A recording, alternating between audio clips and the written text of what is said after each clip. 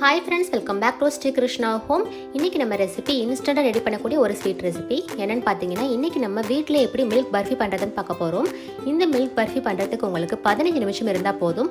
ரொம்பவே இன்ஸ்டன்ட்டா சீக்கிரமா பண்ணக்கூடிய ஒரு ஸ்வீட் ரெசிபி இது. அது மட்டும் இல்லாம பெரியவங்க, குழந்தைங்க எல்லாரும் ரொம்ப விரும்பி சாப்பிடக்கூடியது. சோ வீடியோ ஸ்கிப் பண்ணாம ஃபுல்லா பாருங்க. வீடியோக்குள்ள போறதுக்கு முன்னாடி இதுவரைக்கும் நீங்க ஸ்ரீ கிருஷ்ணா ஹோம் சேனலை சப்ஸ்கிரைப் பண்ணல அப்படினா மறக்காம சப்ஸ்கிரைப் பண்ணிக்கோங்க. சோ இன்னைக்கு நம்ம இந்த மில்க் பர்ஃபி பண்றதுக்கு தேவையான பொருட்கள் என்ன, அதை எப்படி பண்றதுன்னு இந்த வீடியோல பார்க்கலாம்.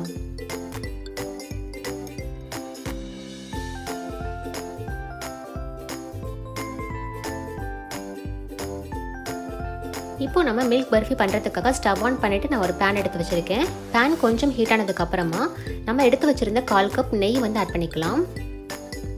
மில்க் பர்ஃபி பண்ணும்போது ஸ்டவ்வை வந்து நல்லா மீடியம் ஃப்ளேமில் வச்சுக்கணும், இல்லைனா சீக்கிரமாகவே கருகிடும். அதனால் நல்லா மீடியம் ஃப்ளேமில் வச்சுட்டு தான் நம்ம செய்ய ஆரம்பிக்கணும்.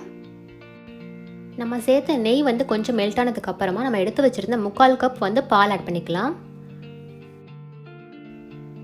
பால் ஆட் பண்ணதுக்கப்புறமா அதை நெய்யோட கொஞ்சம் மிக்ஸ் பண்ணி விட்டுறணும்.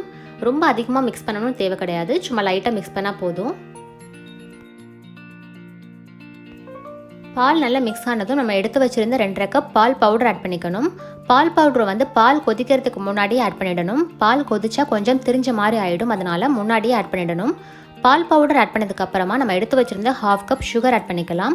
நான் இன்றைக்கி 1/2 கப் தான் ஆட் பண்ணிக்கிறேன் சுகர். உங்களுக்கு இனிப்பு அதிகமாக வேணும் அப்படின்னா நீங்கள் 3/4 கப் கூட ஆட் பண்ணிக்கலாம். இப்போ இது எல்லாத்தையுமே கையெடுக்காமல் மீடியம் டு லோ ஃப்ளேமில் வச்சு மிக்ஸ் பண்ணி விடணும். ஸ்டவ்வை வந்து நல்லா லோ ஃப்ளேமில் வச்சுக்கணும். ரொம்ப அதிகமாக இருந்தால் கட்டி பிடிச்ச மாதிரி ஆகிடும். அதனால் ஸ்டவ்வை நல்லா மீடியம் டு லோ ஃப்ளேமில் வச்சுட்டு நம்ம மிக்ஸ் பண்ணி விடணும்.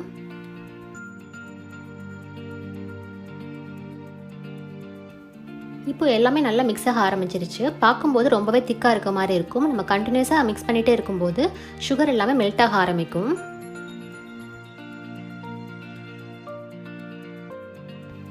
ஃபைவ் மினிட்ஸ்க்கு அப்புறம் பார்த்தீங்கன்னா நல்லா திக்காக ஆரம்பிச்சிருச்சு. இது இன்னுமே வந்து நமக்கு திரண்டு வரணும், பேனில் ஒட்டாமல். அது வரைக்கும் நல்லா மிக்ஸ் பண்ணிகிட்டே இருக்கணும்.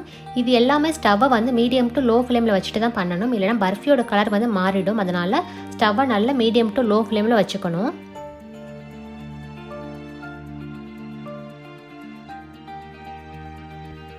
இப்போ நம்மளுடைய பர்ஃபி பண்ணுறதுக்கான மிக்ஸ் வந்து ரெடி ஆகிடுச்சு. உங்களுக்கு பார்த்தாலே தெரியும், நல்லா திரண்டு வர ஆரம்பிச்சிருச்சு பேனில் ஒட்டாமல்.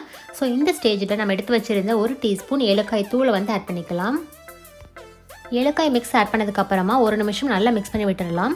1 நிமிஷத்துக்கு அப்புறமா ஸ்டவ் ஆஃப் பண்ணிடணும். ரொம்ப திக்காகிடுச்சு அப்படின்னா பர்ஃபி ரொம்பவே ஹார்ட் ஆகிடும். அதனால் இதுக்கப்புறம் நம்ம குக் பண்ணக்கூடாது. இப்போ ஸ்டவ் ஆஃப் பண்ணிடலாம். நெக்ஸ்ட்டு நம்மளுடைய பர்ஃபி மிக்ஸை எந்த பாத்திரத்தில் ஆட் பண்ண போகிறோமோ அதை நெய் வச்சு நல்லா கிரீஸ் பண்ணிக்கணும். நான் இன்றைக்கி இந்த கிளாஸ் கண்டெய்னரில் தான் ஆட் பண்ண போகிறேன். நெய் வச்சு நல்லா கிரீஸ் பண்ணதுக்கப்புறமா பேக்கிங் ஷீட் போட்டிருக்கேன். பர்ஃபி வந்து நல்லா ட்ரை ஆனதுக்கப்புறம் பேக்கிங் ஷீட் போட்டோன்னா ஈஸியாக எடுக்க வரும். உங்கள்கிட்ட பேக்கிங் ஷீட் இல்லை அப்படின்னா நெய் கொஞ்சம் அதிகமாக வச்சு கிரீஸ் பண்ணிக்கணும். இப்போ நம்ம ரெடி பண்ணி வச்சுருந்த பர்ஃபி மிக்ஸை வந்து இந்த கிளாஸ் கண்டெய்னரில் ஆட் பண்ணிக்கலாம். ஆட் பண்ணதுக்கப்புறமா எல்லா சைடுமே சமமாக ஸ்ப்ரெட் பண்ணி விட்டுக்கணும். இந்த மாதிரி நல்லா ஈவனாக ஸ்ப்ரெட் பண்ணி விட்டதுக்கப்புறமா நம்ம கட் பண்ணி வச்சுருந்த நட்ஸ் எல்லாத்தையும் ஆட் பண்ணிக்கலாம். உங்கள்கிட்ட என்ன நட்ஸ் இருக்கோ அதை நீங்கள் ஆட் பண்ணிக்கலாம். நான் இன்றைக்கி பாதாம் பிஸ்தா ஆட் பண்ணிக்கிறேன்.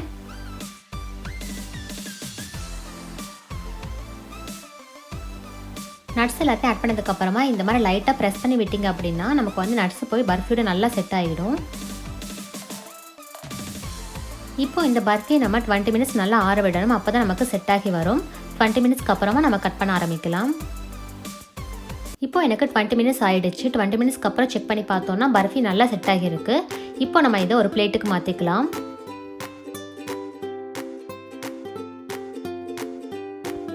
இப்போ நம்மளுடைய மில்க் பர்ஃபி ரெடி ஆகிடுச்சு. இதை நான் கட் பண்ணி காமிக்கிறேன். பார்க்கவே ரொம்ப சூப்பராக இருக்குது.